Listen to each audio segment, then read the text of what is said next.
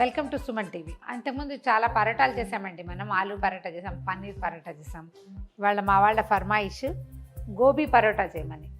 Cauliflower parotta జనరల్గా చేస్తుంటారు కదా, ఈ కొంచెం హిందీ ఛానల్స్లో బాగా కనపడుతుందండి. గోబీ పరోటా చాలా అంటే చాలా రుచిగా ఉంటుందండి. అసలు ప్రయాణాల్లో ఎవరికైనా ఇస్తే వాళ్ళు మళ్ళీ గుర్తుపెట్టుకుని ఫోన్లు చేస్తారు మనకి, భలే బాగుంది, అది చాలా డిఫరెంట్గా చేశారు అని. ఏమి డిఫరెన్స్ ఉండదు, దాని రుచే అలా ఉంటుందన్నమాట. కాలీఫ్లవర్ని కోరేసుకోవాలి. ముందు ఈ పని చేయొద్దు. ఫస్ట్ ఏం చేద్దామంటే గోధుమ పిండి కలిపేసుకుందాం. ఇది రొట్టెలు ఫేవరెట్గా ఉండే వాళ్ళకి చాలా నచ్చుతాయండి. కొంతమందికి పెద్దగా గోధుమ సూట్ కాదు, పాపం దురదృష్టవంతులు, రుచులన్నీ తెలియవు వాళ్ళకి. ఎవరికి సూట్ అవుతుందో వాళ్ళు లక్కీ ఫెలోస్ అండి. ఎందుకంటే మనం అన్నంతో ఎన్ని వేల రకాలు కలుపుని తినేస్తాం. అలాగే కనీసం కొన్ని 10 రకాలు మనం చేసుకోవచ్చు హ్యాపీగా చపాతీ ఈ గోధుమ పిండితోటి. ఏం చేద్దామంటే ఒక్క చిటికెడు ఉప్పేస్తాను. దీంట్లో కాస్త నూనెసి మెత్తగా మృదువుగా అయ్యేలాగా కలుపుకోవాలి. మొదట పిండి కలిపి పక్కన పెడదాం. నూనె వేసుకుంటే బాగుంటుంది పిండి. ఏదైనా ఇంట్లో కుండ ఉంటే చల్లటి నీళ్ళు పోసి కలపండి, లేదా కాసిన వేడి నీళ్ళు పోసి కలిపితే పిండి చక్కగా మృదువుగా వస్తుంది. గోధుమ పిండి కలపడానికి చిట్కాలు పాత వీడియోలు ఉన్నాయండి, ఎలా కలిపితే గోధుమ పిండి మృదువుగా ఉంటుంది అని. చల్లటి నీళ్ళు లేకపోతే వేడి నీళ్ళు. మొన్న ఎవరో అడిగారండి, ఏంటి మీరే చేస్తారా వంటలు, మీరు ఊరికే కనపడతారు, ఎవరైనా చేస్తారా అని. ఇంత స్పష్టంగా నా చెయ్యే, నా రింగే, నా గాజే కనపడుతున్నా కూడా మరి ఎలా అలాంటి ప్రశ్నలు వస్తున్నాయో తెలియట్లేదు. మా వాళ్ళు నన్ను కవర్ చేయరు కదా, అన్నిట్లలో కనపడతాను నేను. అయినా సరే వాళ్ళు చేసేస్తారా, మీరు ఊరికే చేయి పెడతారా? ఎందుకంటే ఫలానా అదేదో టీవీలో మేము వెళ్ళినప్పుడు అలాగే జరిగింది. యాంకర్ ఊరికే జస్ట్ చెయ్యేసింది, అన్నీ వాళ్ళే చేసేసారు అని చెప్పారు. అలాంటి భ్రమలకి ఇక్కడ తావులేదండి. ఇక్కడ సమస్తం ఆడాపాడా మధ్యలో కొట్ట అన్నీ నేనే చేస్తాను. ప్రతి చోట నా చీరే, నా చెయ్యే, నా గాజులే కనపడతాయి. ఇప్పటిదాకా ఇది కాకుండా ఇంకొక చెయ్యి ఇక్కడ పని చేయలేదు. కొంచెం అలాంటి కామెంట్స్ చేసేటప్పుడు కాస్త ఆలోచించి అడిగితే బాగుంటుంది. మెత్తగా వచ్చేలాగా కలిపి దీన్ని బాగా మద్దం చేసి మూత పెట్టి పక్కన పెట్టండి. ముందు దీన్ని ప్రిపేర్ చేసి పెట్టుకుంటే మనకి గోధుమ పిండి నానితే చక్కగా సాగుతుంది. ఇప్పుడు ఇలాంటి కూరం ఏదైనా మీ దగ్గర ఏది ఉంటే అది తీసుకోండి. కొంచెం సన్నటి కంతలు కావాలి మనకి. కాలీఫ్లవర్ని పురుగులు గిరుగులు లేకుండా శుభ్రంగా బాగు చేసి ఒకసారి ఉప్పు నీళ్ళల్లో 10 నిమిషాలు నానబెట్టి అంతంత ఫ్లోరెట్స్గా కట్ చేసి పెట్టుకోండి. ఇంకా చిన్నవి చేయొచ్చు, ఇంకా పెద్దవైనా చేసుకోవచ్చండి, ఏమీ లేదు. ఇది మనం కోరేసుకోవాలన్నమాట. ఇగో ఇలాగా ఇది మనకి పొట్టులాగా కావాలి. ముక్కలు వేస్ట్ అయిపోతాయని భావించకండి, వాటిని శుభ్రంగా ఏ సాంబార్లోనూ పడేసుకోండి, ఉడికిపోతాయి. ఏదైనా ఆలు కూర గీర ఉంటే అందులో అయినా వేసేసుకోవచ్చు. ఇప్పుడు ఇందులో ఏమైనా పెద్ద పెద్ద ముక్కలు పడితే ఒకటి ఎర ఉంటే తీసేయండి, పెద్దగా పడలేదు ముక్కలు. దీంట్లో చేస్తే అసలు పడకుండానే అవుతాయి. దీంట్లో ఉప్పు, కారము, కొంచెం గరం మసాలా పొడి, కొత్తిమీర కలిపి దీన్ని ముద్ద చేసుకోవాలన్నమాట. పెద్ద ముద్దగా అవదండి, అంత కంగారేం లేదు, పొడి పొడిగానే ఉంటుంది. ఉప్పు వేసేసరికి తడుస్తుంది. ఈ పదార్థానికి సరిపడా ఉప్పు మాత్రం వేయండి. ఇంట్లో పనీర్ ఉంటే ఫ్రిడ్జ్లో కొంచెం పనీర్ కానీ చీజ్ ఉన్నా సరే గ్రేట్ చేసి వేసుకోండి, మరింత రుచిగా ఉంటుంది. లేకపోయినా పర్వాలేదు. కొంచెం కారం వేద్దాము, కొద్దిగా గరం మసాలా పొడి. ఈ గరం మసాలా మీ ఆప్షనల్ అండి, మీ చాయిస్. ఇంకోటి ఏం చేస్తానంటే ఇప్పుడు నేను కోరాను కదా, దాంతో ఒక 4-5 చిన్న వెల్లుల్లిపాయల్ని, చిన్న గర్భాలని కోరేసాను. ఇదిగో చూడండి, ఇది ఇందులో కలిపేద్దాం. ఇదే ఇందులో మనం వేసే మసాలా. తర్వాత ఒకసారి కలిపేసి దీన్ని కొంచెం కొత్తిమీర వేసేయండి. ఇందులో కాస్త ఎక్కువ పడినా ఏం ఇబ్బంది లేదండి. ఇది బాగా కలిపేయండి పైకి కిందకి.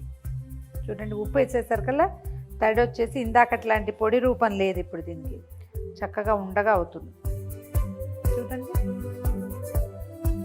అట్లా కొంచెం నీరు ఉంటుంది. మనం చపాతీ పిండి కాస్త గట్టిగానే కలుపుకున్నాం కాబట్టి ఏమి ఇబ్బంది లేదు. దీన్ని తీసి పక్కన పెట్టండి. ఇప్పుడు మనం గోధుమ పిండి సంగతి చూద్దాం. గోధుమ పిండి కలిపెట్టాం కదా, దాన్ని ఒకసారి పాళం చేసుకుందాము. చిన్న నిమ్మకాయ సైజు ఉండలు చేసి పెట్టుకుందాం. స్టవ్ మీద పెనం పెట్టేసుకుందాము. ఇది కాలే లోపల మనం పరోటా ఒత్తేసుకుందాం. మామూలు మనం చపాతీ ఒత్తుకుంటాం, కొంచెం పిండద్ది కాస్త ఒక మాదిరి సైజు మొదట ఒత్తేసుకోవటము.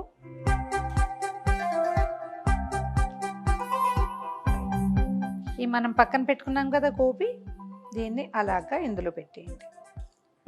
సుమారుగా మనం తీసుకున్న దానికి సరిపడా పెట్టుకోవాలి. ఒక పెద్ద స్పూన్ పట్టేస్తుంది. దీన్ని కవర్ చేసేయండి. కొద్దిగా పిండి చేయి చేసుకుని దీన్ని చేతితోటే నిదానంగా ఇది అన్ని పక్కలకి సర్దుకునేలాగా కనుక చేసేస్తే సరిపోతుంది. కొంచెం పిండి వేసి ఇవేంటంటే మనం చపాతీ ఒత్తినట్టు చకచకలాడించకూడదు. కాస్త నిదానంగా ఒత్తితే ఇది మన మాట వింటుంది. బయటికి రానివ్వకుండా చేస్తే సరిపోతుంది. ఎక్కడైనా బయటకు వస్తుంది అనిపించింది అనుకోండి, ఆ పార్ట్ వదిలేయటం, కొంచెం పక్కకి వెళ్ళిపోవటం.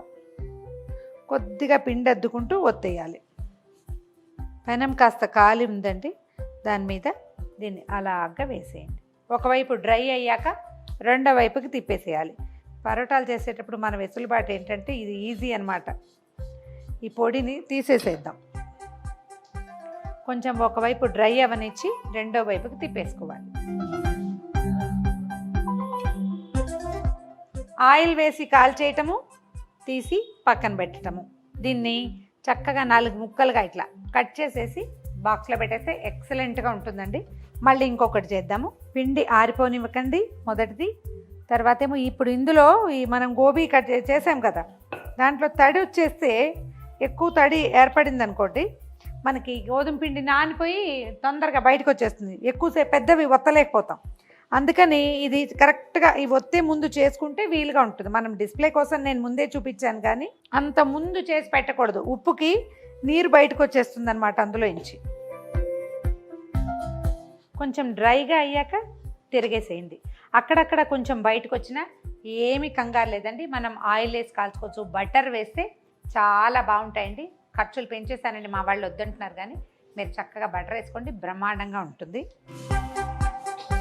రెండో వైపు కూడా డ్రై అయిపోయి మనం ఇది వెనక్కి తిప్పుతాం కదా, అప్పుడు నూనె వేసి కాల్ చేస్తే సరిపోతుంది. మనం ఒక పని చేయొచ్చు, చకచక అవ్వడానికి. అంటే సాయంత్రం కోసం చేసుకుంటున్నాం అనుకోండి, ఓ 10-15 ఇట్లా డ్రై చేసి పక్కన పెట్టుకోవటము. తర్వాత నెయ్యి రాసి సాయంకాలం కాల్చుకోవచ్చు. ఇవి ఇలా డ్రైగా చేసిన తర్వాత నెయ్యో నూనె ఏమి వేయక్కర్లా, దాన్ని అలా వదిలిపెట్టేసి 1 గంట 2 గంటలాగి ఎవరైనా హెల్ప్కి వచ్చాకైనా చేసేయచ్చు. నేనేం చేస్తానంటే ఒకవేళ బటరో నూనె నెయ్యో ఇటువైపే వేసేస్తాను. వేసేసి దీన్ని స్ప్రెడ్ చేసేసి అప్పుడు తిప్పుతానమాట, ఈజీగా ఉంటుంది కాబట్టి. ఇప్పుడు ఈ రెండో వైపు కూడా కాస్త కాస్త పైకి వస్తూ ఉంటుంది, కొంచెం ఒత్తేస్తే సరిపోతుంది. కాస్త మీడియం ఫ్లేమ్లో పెట్టి కాల్చుకుంటే రుచి చాలా బాగుంటుందండి. ట్రై చేసి చూడండి. ఒక 10 ఇదేంటంటే మార్నింగ్ అవర్స్ పిల్లల కోసం బాక్స్లోకి చేయాలంటే పిండి అవి రాత్రి కలిపి పెట్టేసుకోవచ్చు. గోబీ కాలీఫ్లవర్ పువ్వును కూడా రాత్రే కోరేసి బాక్స్లో వేసి పెట్టేసుకోండి. ఉప్పు కారం కలపకండి, కోరి బాక్స్లో పెట్టుకోండి. పొద్దున అప్పటికప్పుడు కలిపేసి చేసేసుకోవచ్చు, చకచక అయిపోతుంది. ఒక 3-4 పరోటాలు పిల్లల బాక్స్లోకి సరిపోతాయి కదా, కాల్చేసి ఇచ్చేసేయచ్చు. చక్కగా రెండు వైపులా ఈవెన్గా కాల్చేసి తీసేయండి, బ్రహ్మాండంగా ఉంటుంది. వీటికి ఎంత నూనె, ఎంత నెయ్యి లేదా ఎంత బటర్ వేస్తారో అంత రుచిగా ఉంటాయండి. పైభాగం కొంచెం డ్రైగా అవ్వకుండా కొంచెం ఆయిలీగా కనపడేలాగా వేస్తే ఇవాళ పొద్దున్న చేస్తే ఇవాళ రాత్రి మనం ప్రయాణాల్లో కూడా వాడుకోవచ్చు. మరీ ఎర్రటి ఎండాకాలంలో ఉండవు, కానీ శీతాకాలం వర్షాకాలంలో అయితే నిలవ ఉంటాయి. 1 డే చక్కగా ప్రయాణంలోకి హ్యాపీగా తీసుకెళ్ళచ్చు. టమాటా సాస్ తోటి కానీ, టమాటా పచ్చడి, అల్లం పచ్చడి వేటితోటైనా. దీనికి పెరుగు కాంబినేషన్ అంత గొప్పగా ఉండదండి, పచ్చళ్ళ కాంబినేషనే బాగుంటుంది, లేదా సాస్ కాంబినేషన్ అయినా బాగుంటుంది. ట్రై చేసి చూడండి, చక్కగా వడ్డించేసేయండి. ఇది ఎలా చేయాలి, ఫస్ట్ టైం ఖచ్చితంగా సరిగా రాదండి, ట్రై చేయాలి. ఒక 2-3 సార్లకి మనకి అలవాటు అవుతుంది. అప్పుడు ఇందులో ఉన్న బలువు సులువు మనకు అర్థమవుతాయి. కొంచెం ఎక్కువ లూజ్గా చేయాలా, టైట్గా చేయాలని 1-2 టైమ్స్ ట్రై చేసి తర్వాత మీ సొంత రెసిపీ మీరే రెడీ చేసుకోవచ్చు. ట్రై చేసి చూడండి.